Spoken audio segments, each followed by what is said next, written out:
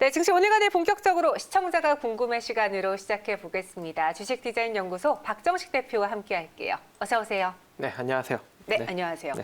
월요일장이 뭐 오늘만 같으면 주말이 월요일이 기다려질 것 같은데 네. 오늘 시장이 크게 올라서고 있습니다. 그리고 2차 전지주들은 날개 단 것처럼 날개 놓친 듯 상승하고 있어서 오늘 저희가 이쪽에 포커스를 맞춰볼게요.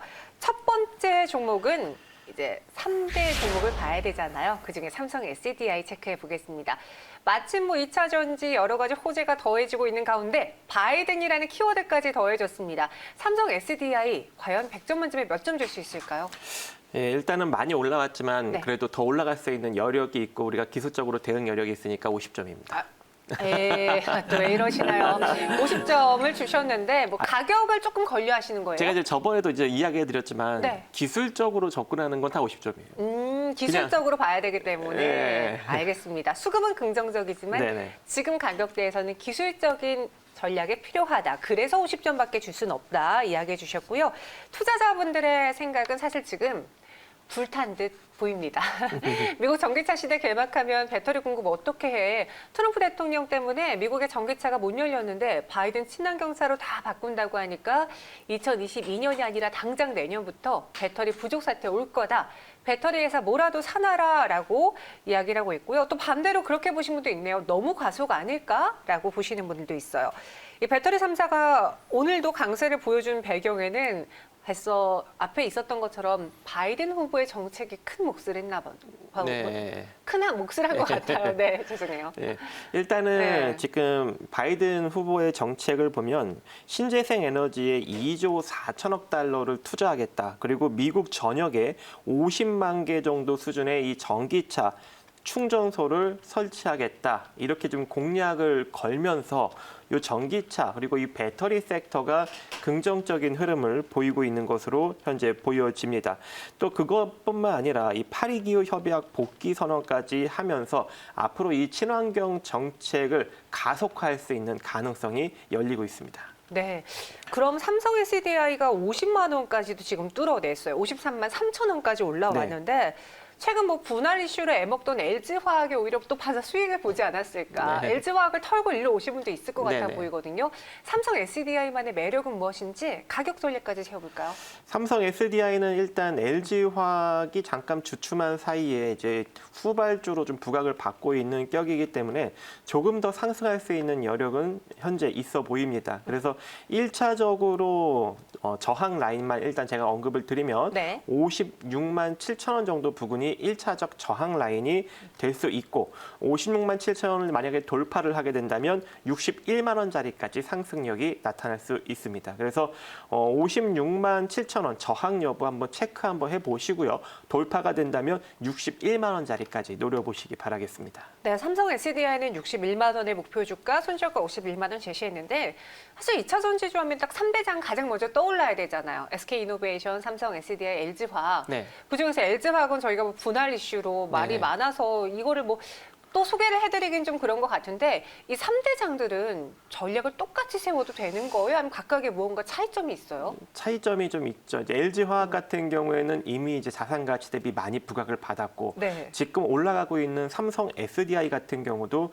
한 3배 정도 자산 가치 대비 부각을 받고 있습니다. 자, 실적적 측면으로 보면은 이미 LG화학은 배터리 부분에서 흑자를 기록하고 있고 삼성 SDI는 전기차 배터리 부분에서 내년 정도부터 흑자 가능성이 예정돼 있는 상황입니다. 하지만 SK이노베이션은 아직까지 자산 가치 대비 낮게 저평가되어 있는 상황이고 거기다가 아직 배터리, 전기차 배터리 쪽이 언제 흑자가 날지 아직 예정돼 있지 않습니다. 그렇기 때문에 상대적으로 저평가된 섹터를 우리가 노리게 된다면 저는 SK이노베이션에도 한 표를 주고 싶고 저번에도 제가 이제 배터리 쪽은 안 좋게 이야기지만 지속적으로 제가 SK이노베이션은 긍정적으로 이야기를 해드렸거든요. 네. 오늘 삼성 SDI가 우리가 이제 언급을 하고 있지만 이 배터리 3사 중에 가장 또 강력한 상승력을 보이는 게 SK이노베이션이에요. 그만큼 뭐예요? 시장에 저평가돼 있다는 겁니다. 지금도 한 10% 정도 상승력이 나타나고는 있지만 매력적인 가격이다라고 언급을 드리고 싶습니다. 그래서 오늘도 주가 상승력에서 세 가지 종목이 종목에 다 차이가 네. 나타나는 것 같습니다. 네. 가장 많이 오르는 게 오늘장 SK이노베이션, 저평가 매력까지 가져갈 수 있다라고 해서 3대장 안에 최선호주로 꼽아주셨고요. 이어서 좀 밑으로 내려와 볼게요. 중소형주 무엇을 봐야 될지 두 번째 시청자가 궁금해 종목입니다. 에코프로 BM을 꼽아봤는데 물 들어올 때 노져야 되죠. 마치 또 증설도 한다고 합니다. 네. 에코프로 BM은 100점 만점에 몇 점 줄 수 있을까요? 자, 에코프로비엠은 이미 좀 너무 많이 부각을 받았어요. 네. 그래서 40점 드리도록 하겠습니다. 아, 40점. 내 이름은 빨강님께서 형님 여전하시네 짜셔 라고 이야기 주셨는데 점수가 대체적으로 좀 우리가 예상했던 것보다 낮은 건 이미 주가에 좀 어느 정도 모멘텀 네. 반영됐다라고 보셨기 때문인 것 같아요. 투자자분들의 생각도 확인을 해봐야겠죠. 에코프로 BM 토론방 들어가 보겠습니다. 에코프로 BM을 너무 저평가됐다라고 판단하신 분도 있고요. 바이든이 탄소 제로를 약속했잖아요. 그래서 전기차 시장은 더 커질 수밖에 없고 K배터리에도 큰 장이 분명히 올 것이다. 다 탄소 제로 이 부분에 초점을 맞추고 있는데 사실 에코프로 BM의 경우에는 바이든 훈풍은 이제 어제 오늘 뭐 이번 주에 들어오는 거고 네. 그 전부터 실적이 이미 받쳐주고 있었어요. 3분기 실적이 잘 나왔다면서요. 네, 3분기 실적이 좀 네. 긍정적으로 나왔습니다. 일단 이번에 3분기 매출액이 한 2,502억, 그리고 영업이익이 179억으로 네. 매출은 전년 동기 대비 65%, 그리고 영업이익은 82% 정도 증가를 했죠.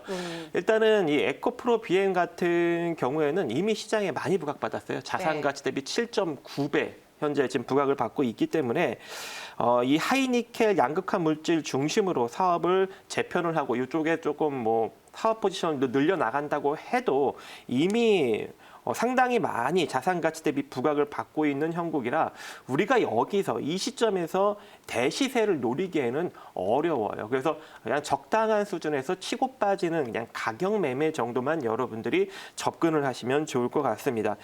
지금 뭐 예전 과거에도 그랬어요. 뭐 셀트리온이 엄청나게 뭐 영업이익이 증가하고 성장한다고 하니 자산 가치 대비 10배 이상 올라갔는데도 불구하고 거기서 고수익을 덤비시는 분들이 상당히 많았거든요. 마찬가지예요. 에코프로 BM도 이미 자기 자산 가치 대비 많이 부각받았기 때문에 여기서 고수익으로 덤비면 안 되고 철저하게 짧게 끊어서 수익을 내는 전략으로 가시는 것이 훨씬 더 긍정적이고, 지금 현재 이 주가를 유지하려면 에코프로 BM은 어떠한 상황을 만들어야 되냐면 지속적으로 외형을 확장을 해야 돼요. 외형 확장이요? 빠르게 막 4년 만에 자산을 2배 이상 급증시키고 막 이런 식으로 외형 확장을 빠르게 해야 지금의 주가 시가총액을 유지할 수 있는 그런 모멘텀이 생기는 겁니다. 하지만 외형 확장을 그렇게 빠르게 못한다면 결과적으로 모멘텀은 점차적으로 사그라들 수밖에 없는 그런 국면이다라고 언급드리고 싶습니다. K 뉴딜 지수에도 편입이 됐다길래 저는 뭐 수급을 봐야 되나 혹은 뭐 실적을 봐야 되나 했는데 외형 성장이 중요하다라고 에코프로 BM의 가장 큰 핵심을 짚어주셨고요. 그럼 가격 전략 세워볼게요. 이 종목을 16만 원에 매수하신 저희 시청자분이 계신데 네. 어떻게 해야 될지 16만 원까지 올 수 있을까요? 가격 전략은요? 자, 일단은 뭐 상승력이 유지가 되고 있는 형국이니까요. 네. 14만 4천 원 이탈되기 전까지는 홀딩 포지션 유지해 가시면 될 것 같고요.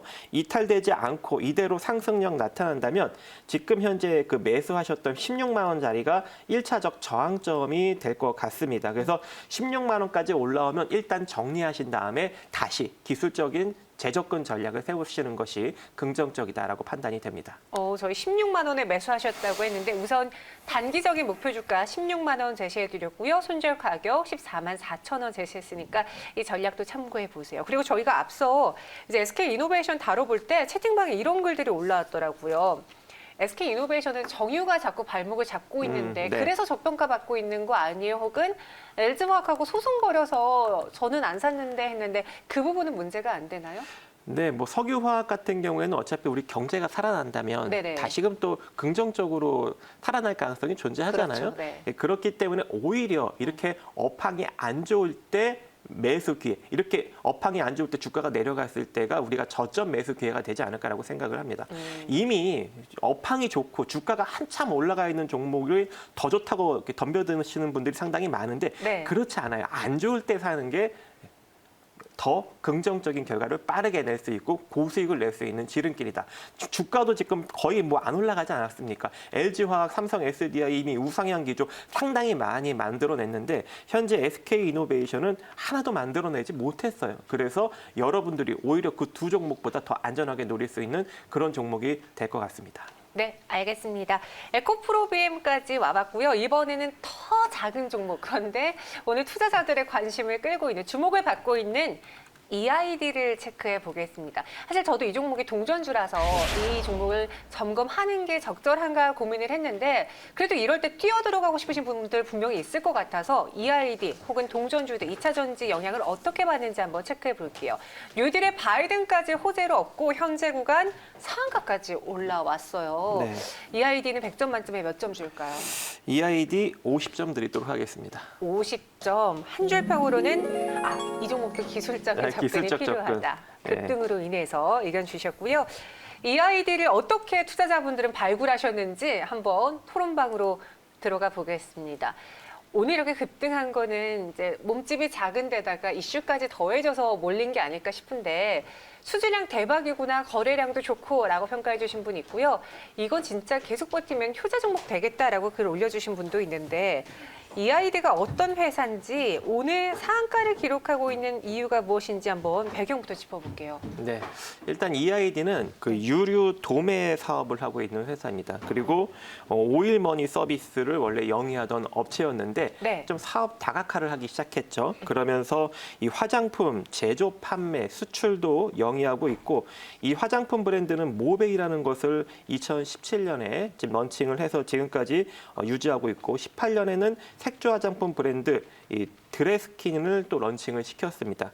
그 이후 뭐 이제 SK텔레콤 로라 연동 장치 이런 거 무선망 센서를 연결시키는 사물 인터넷용 연결 장치를 총판을 담당하면서 사물 인터넷 관련 섹터로도 또 엮여 있는 상황이고 2차 전지 양극화 물질 제조 설계 제작 업체인 이 KIT 를 현재 지금 자회사로 편입을 하고 있고 자동화 설비 제조업, 공업류, 자동화 부품 도매업을 영위 중인 이 GE 또한 또 종속회사로 지금 현재 보유 중에 있으면서 이 관련 섹터에 엮여서 상승력이 강하게 나타나는 것 같습니다. 하지만 EID 같은 경우에는 이미 좀 자산 가치 대비 뜨기 전에는 좀 적정 주가 형식이었고 그렇게 크게 우리가 부각시킬 만한 것이 없었지만 지금 현재 같은 경우에는 조금만 여기서 더 올라가면 이제 자산 가치 대비 한 2배 정도 올라가는 그런 형국이 되거든요. 그래서 네. 우리가 지금부터는 좀 조심히 접근할 필요성이 존재한다라고 생각을 합니다. 그래서 아예 가격적인 전략까지 같이 갈까요? 네, 가면은 좋아요.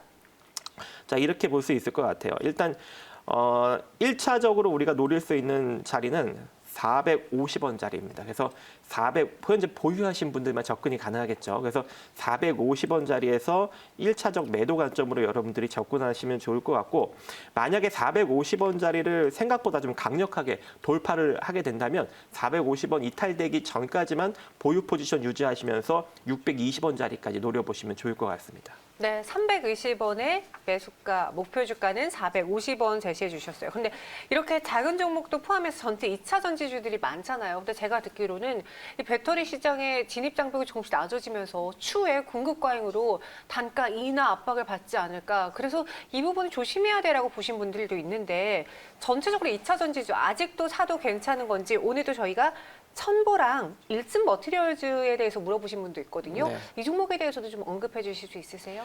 네, 지금 첨보도 네. 시장에 되게 많이 지금 부각을 받고 있는 그런 종목이에요. 네. 지금 간단하게 보면은 첨보도 주가가 많이 올라오고 현재 시가총액이 1조 7천억 그리고 현재 자본총기가 2천억 정도 수준밖에 되지 않습니다. 그래서 거의 뭐 한 7배 정도 지금 시장에 부각을 받고 있는 것이고요. 일진 머티리얼들도 왜 이렇게 안 가네요, 이 종목은? 이미 많이 올라갔으니까 안 가죠. 여기서 더 강력한 상승을 원한다는 것 자체가 엄청난 거품이 더 끼는 거거든요. 그래서 이 첨보나 일진 머티리얼즈 같은 경우는 여러분들이 이 위치에서 대시세를 노리긴 조금 어렵다. 근데 상대적으로 첨보보다는 일진 머티리얼즈가 오히려 좀 저평가입니다. 이거 한 4배 정도 부각을 받고 있거든요. 그래서 첨보랑 일진 머티리얼즈 둘 중 하나만 고른다면 저는 일진 머티리얼즈를 고르도록 하겠습니다. 네, 일진 머티리얼즈 이야기해 주셨고 그 진입 장벽에 대한 공급과의 문제는 지금 걱정 안 해도 되는 건가요? 진입 장벽은 높은 거라고 저는 생각을 해요. 소재는. 네. 왜냐하면 이제 그 검증을 거치는 데까지 한 2년 정도가 걸리거든요. 그래서 네. 상당히 많이 투자를 좀 진행을 해야 되는 것이고 또 시장도 이제서 또 형성이 되고 있는 거잖아요. 초기 단계잖아요. 네. 예, 그래서 지금 현재 뭐 공급 과잉이나 이런 것들을 좀 걱정하기에는 시기상조 같다라고 생각을 합니다. 네, 알겠습니다. 오늘 이렇게 날개단 2차 전지주에 대해서 전략 세워드렸습니다. 점수는 높지 못해요. 기술적인 전략이 필요한 구간이라고 하니까 참고해 보시고요. 박정식 대표와 함께했어요. 고맙습니다. 네, 감사합니다.